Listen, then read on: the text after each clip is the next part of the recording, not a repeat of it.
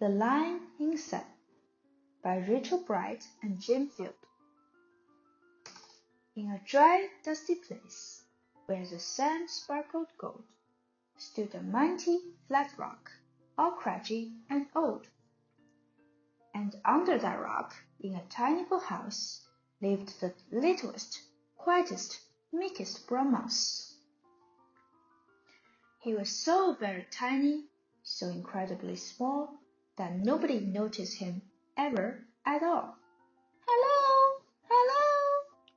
Ow! Ouch!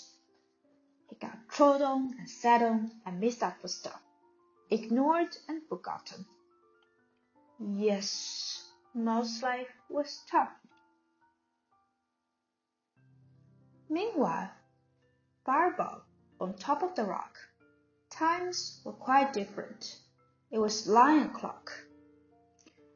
This huge, toothsome creature made sure everyone saw how important he was by how loud he could roar. He was head of the pack. He was shouty and tough.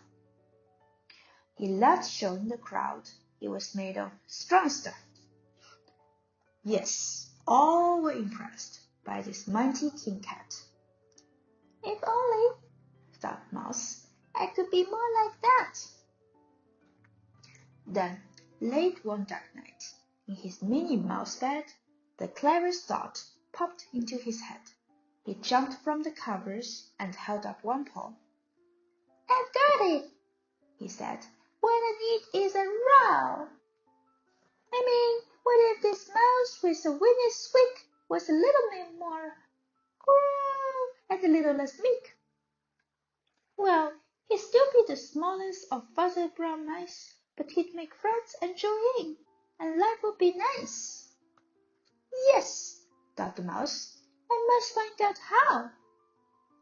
I will learn how to roll, and I will learn it now.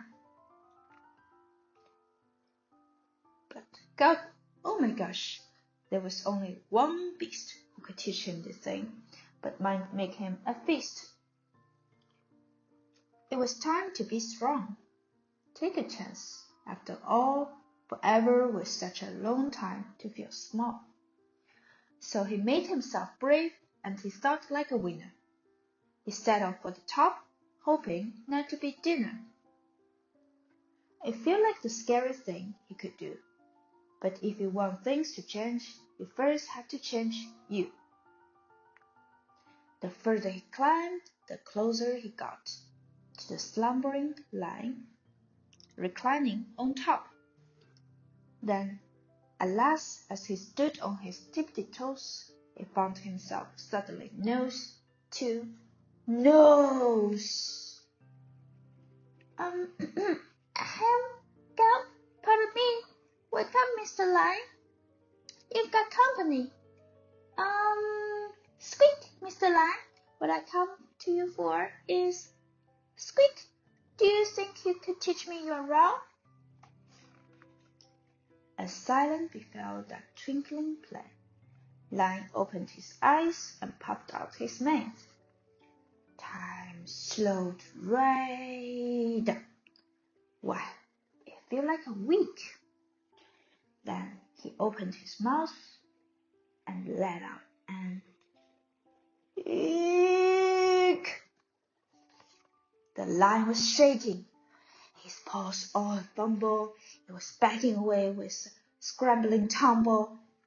Don't hurt me, he whimpered. Oh, try to be nice. Wow, my goodness, the lion was frightened of mice. Don't worry, Mouse peeped. I'm a friend, not a foe. Let's rock this together. We'll have fun, don't you know? That was a magical moment for sure, when Mouse didn't feel at all small anymore. He had found his true voice and learned to speak out. And for that, you don't need to roar or to shout. And from that day and always, the two were a pair. They both liked that rock better. Now that rock was to share. The mouse, while still little, felt big in his head, and Lion, He still roared, but with laughter instead. Ha ha ha ha ha ha ha ha ha ha. Yes, that day the boys learned that no matter your size, we all have a mouse and a lion inside. The end.